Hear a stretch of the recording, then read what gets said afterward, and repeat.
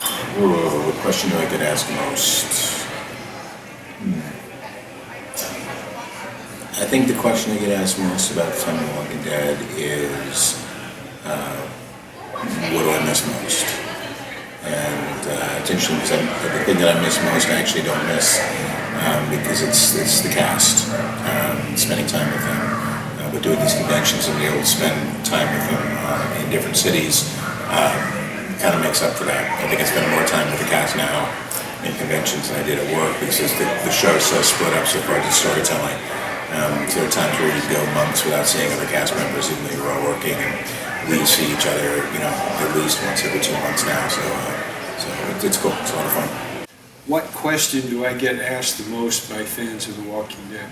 Well, they always seem to ask about the episode where I lost my head.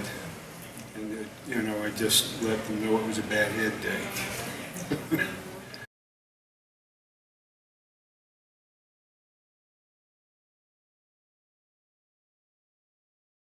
What surprised me most about working on the show was what it's become. It's so huge. First season, episode 2 on the rooftop, season 1, episode 2. We didn't know. I'm just doing the show. I'm doing the show, getting another paycheck, and then we opened with 6.4 million viewers, and it was twice the numbers of the 2 marquee shows at the time, Mad Men and Breaking Bad. I think Breaking Bad and Mad Men, they were at 3 million or maybe a little less than that. We opened at 6.4, and then it just continued to rise.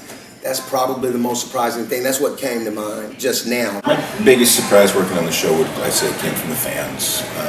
The outpouring and the connection that the fans have with us. And part of that's because of social media, so things have evolved even in the last 6 or 7 years. I was in the show before this. I was doing this called Southland, and that's when I had first gotten onto Twitter and some of the social media stuff, and saw the sort of the give and take that happens on social media. And by the time I got over to Walking Dead, just huge interaction with the fan base, and that has been awesome.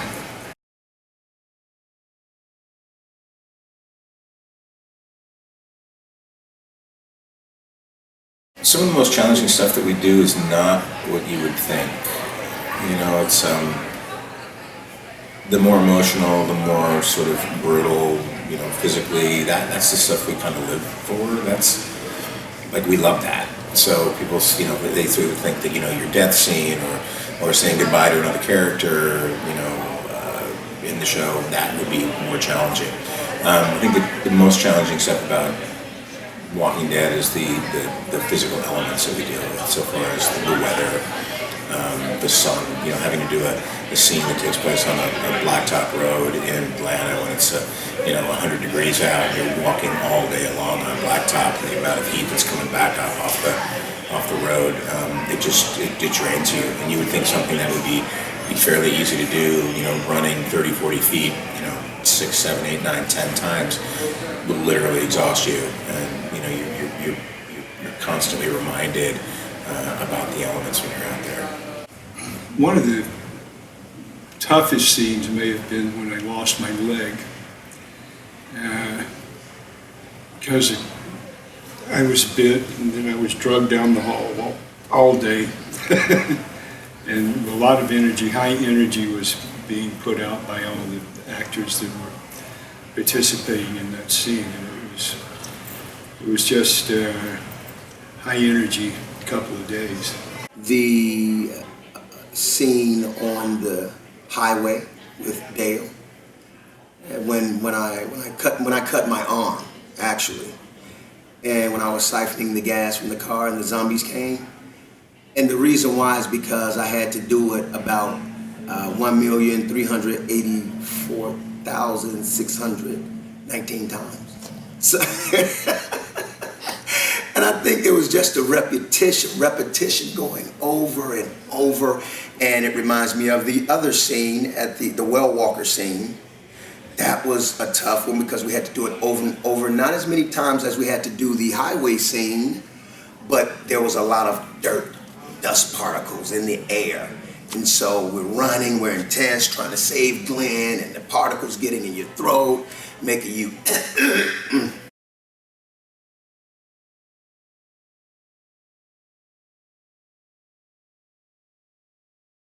My favorite thing about working in Atlanta would be twofold: the people and the food. Not in the show, just the people who live in Atlanta and the food. It's a great food city. Great in the bars, cigar bars, and just there's a lot of after work stuff to do to unwind, and it's I don't know, it's one of my favorite cities. working in my backyard. Because I live in Georgia. I live about 2 hours from the set. So on days when I didn't have to shoot the next day, I would just go home and be with my family. It was just the comfort of knowing that my family was a hop, skip, jump away from me. And that was a good thing. Like, unlike the other cast members, a lot of them, they had to get on a plane and fly hours to get home. But I didn't. It's pretty cool. Well, it was interesting. It was interesting for me to work in Atlanta because that's where I was born. So I was going back home, and I actually, while I was there, ran into people that I had known since I was like 4 years old, 5 years old. So it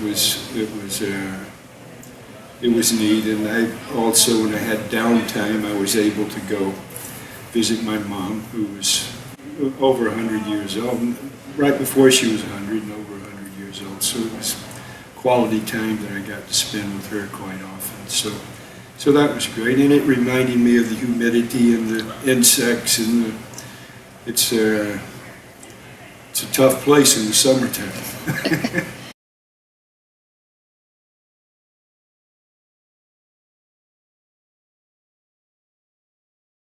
I think probably my favorite set was Terminus, because it was the actual metal foundry, metal works that we were working in. So these were all old buildings and all, but it's like we recreate decay on the show a lot, and they do it really, really well, but nothing can replace the actual thing. And when we were in those metal works, all those buildings and all that machinery had not been used for years, and the roofs had been ripped off, and it had rained on them, and it was rusty, and it was dangerous. It was a dangerous environment. You could feel it, and there's no way to totally replicate that. So I'd say that would be my favorite set. It was incredible. Think about the season 3. I think as we moved ahead into the other seasons, we had more money to work with. So the budget got bigger, and that prison looked like a real prison. A lot of you guys thought that was a real prison when we were actually at Raleigh Studios. Shout out to Raleigh Studios. Wow. But they did an excellent job building. It was just so detailed. It fooled a lot of people. So I think that really stood out to everybody. They're incredible. I thought the art directors on the show did an incredible job. It was just beautiful. They turned the sound stages into the prison, and the whole thing was, and right along what they've done through the entire show. The art directors are really spectacular on that show.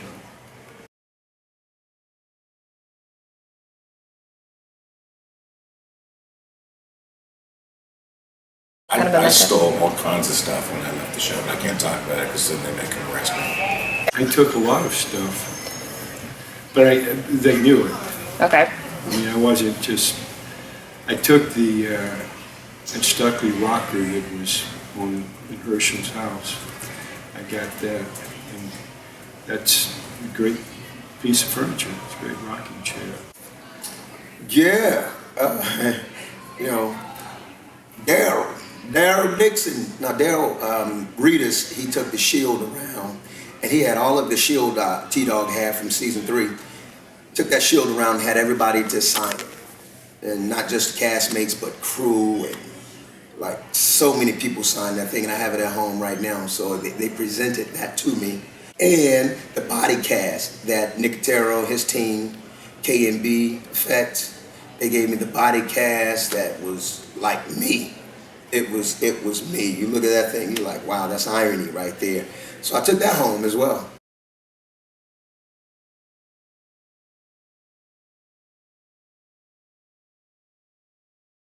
I'd cosplay as Baby Judith if I had the opportunity. I would just make like a huge bassinet and like do like Barney Rubble feet underneath and walk myself around and have like a little fake baby body, but with my huge, humongous head, it's Baby Judith's head, because it would be stupid, and that's what it's all about.